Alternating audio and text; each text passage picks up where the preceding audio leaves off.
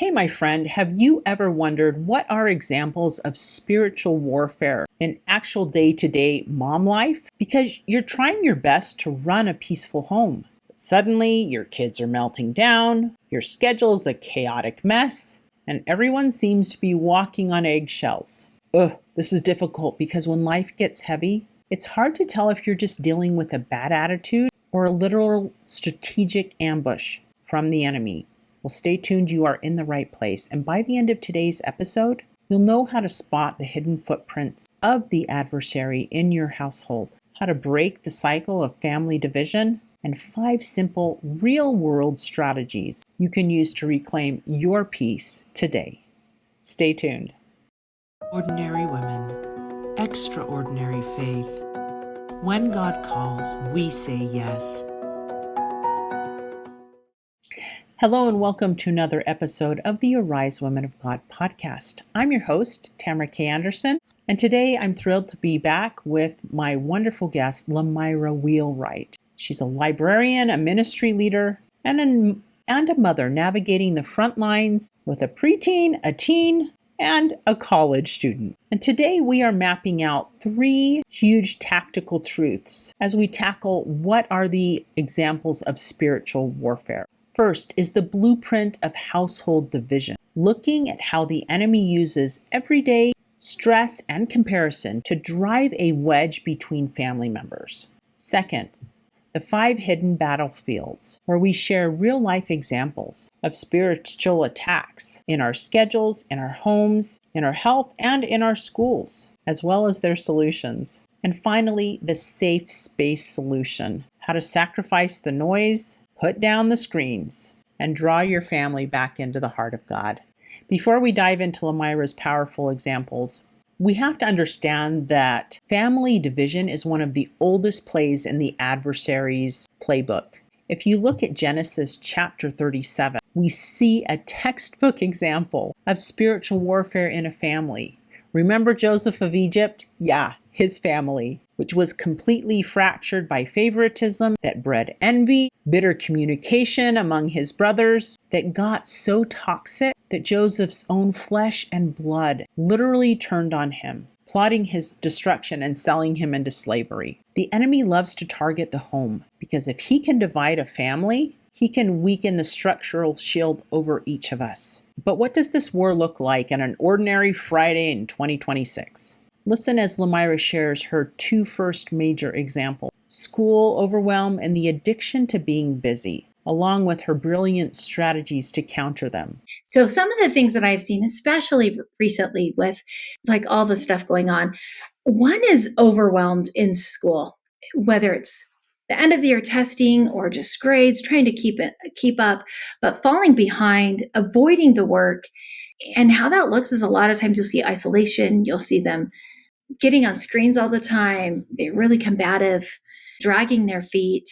And usually there can be other things going on there. Like recently we discovered, hey, we have a couple kids that need some medication help. And we're like, oh, that like night and day difference. But it can turn into spiritual warfare if it's not taken care of or treated. But overwhelm. And we all feel that even in work, I was getting so overwhelmed. And then I'm avoiding doing the things that would take me 5 minutes, but instead it takes me 3 weeks, right? So that's an example. Another one is being addicted to stress and busy. Sometimes we think that that's a badge, like, oh, my kid's got to be involved in music and sports and this activity and this. And we go, and we don't know how to stop. And then when we do stop, we either crash or something. But it's like we always have to fill our docket with things. We have to fill our schedule instead of connecting with each other and taking that time. And the adversary will do that because it keeps us from connecting as a family and connecting to God. We'll just be so busy, so tired. And then we can't sleep, right? How do you invite God in to help you counter those situations when they arise? If it's with my kids, the first thing I'm doing is I'm on my knees. And sometimes this sounds crazy, but sometimes it's on social media that I'm praying to know what to do. And suddenly an account pops up about it might be a counselor or a therapist for teens and for parents on how to handle situations. The other thing I do is when it comes to school, I realize, like with my kids, they need some strategies. And instead of me saying, well, you got to go get that done, I say, hey, let's work together and get this done. And I make time for them. And I might say no to something else for me that time. I might do a little sacrificing. When it comes to being addicted to stress, this was a personal thing. I literally had to say no to things. It's time to say no to book clubs. I'm a librarian. I love to read books, but I had to say no to book club because it was just piling on my plate, right? I needed to say no to my phone in my room. I'm going to put my phone in the kitchen so that at night I can connect with God before bed instead of falling asleep to playing that silly game or reading something. But instead, I'm going to pray and I'm going to journal before. I love how practical LeMira is. Sometimes spiritual warfare looks like putting your phone in the kitchen at night so you can actually talk to God before your head hits the pillow. But the enemy doesn't stop with our schedules. He aggressively targets our physical bodies and our social circles. He loves to use physical exhaustion, shaming, identity blurring thoughts in our minds, or comparison at school to breed bullying and panic attacks in our own kids. It's exactly what the Apostle Peter warned us about when he said we are living in a fallen world and shouldn't be blindsided by the friction. In 1 Peter chapter 4, verse 12, he says, "Beloved, think it not strange concerning the fiery trial which is to try you, as though some strange thing happened to you." It isn't strange, my friend. Now LeMira is going to share how she handles the warfare of negative body image, school drama, and community gossip. And that leads to my third one, which is health. Like an example of that spiritual warfare is we're not taking care of ourselves. We're not getting sleep. We're not exercising. And then that turns into, I'm going to eat my emotions because I'm so stressed. I'm raiding the pantry that might only have fruit snacks in it, but I'm raiding the pantry. I'm eating those emotions. And then I'm like telling myself, man, I've got fat legs, or I'm ugly, or I'm hearing this from my kids too. Oh, I'm just not skinny enough, or I need to go to the gym. I need to do this. And that's spiritual warfare, attack on ourselves. And then when it comes to the eating, maybe we need to change what's in my pantry. Or maybe I need to take a walk and ask my kids or my husband, hey, let's go take a walk after school. Let's walk home. Let's do a walk and talk. Those are some of our favorites. My husband and I, as a walk and talk. Another one I see is the social interactions that we tend at home. Suddenly they are criticizing everybody around them, and they're calling people names or saying something. And I'm like, wait a minute. And then I turn around and find out that there's some bullying going on at school, right? Or there is some girlfriend drama going on with girls and friends and going, oh, wait a minute. So we need to talk that out. And so what does that look like for my family? It's panic attacks and kids literally throwing up at school. They're not sick, but their body is sick, trying to keep them away from it.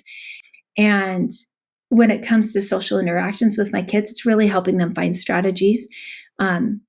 Going to the school with them, talking to a counselor, talking to their teacher, going to bat with them, and praying together with them to love their enemies, praying for those people that are hurting them. And that's hard because no kid wants to pray for their enemy. And so that's another example. And then the last one I see happens a lot in my extended family, or even not even just in my family, but in a community or in a congregation. You see people who are upset or hurt by the actions of somebody else. And so there's a lot of gossiping going on. Or there is a lot of victimization that's happening about, well, nobody ever cares about my opinion. Or they're saying all of this stuff about me.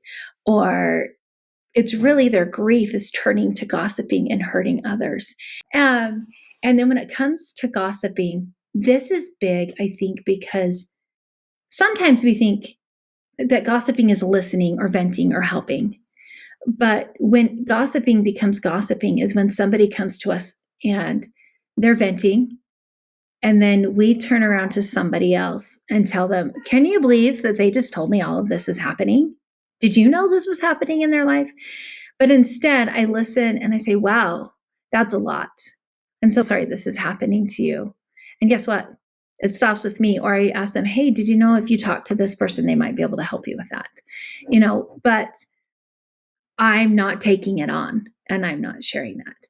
Wow, what a powerful, authoritative stance for a mother. When you know what spiritual warfare looks like, you can finally stop fighting your family and start fighting for them. If you are ready to identify the enemy's footprints in your own household and want a step-by-step guide to help build an impenetrable shield over your children, we want to give you our free A Mother's Spiritual Defense Guide, 6 empowering steps to fortify home and family, and it's free at the link below. When you open your guide, turn straight to step number 3, Mastering Discernment, where we map out the exact questions you can ask the moment the atmosphere shifts in a room, along with a checklist of the subtle indicators of darkness, like sudden heaviness, avoidant behavior, and division, so you can confidently catch the enemy's tools before they ever take root in your home. You, my friend, are a warrior of light, and you have heaven-backed power to protect your camp. May you stand by Jesus as he stands by you.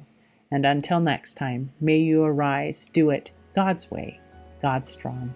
If today's episode helped you feel a little closer to God, please like and subscribe. It helps us grow and ensures Heaven's whispers stay at the top of your feed whenever you need them most.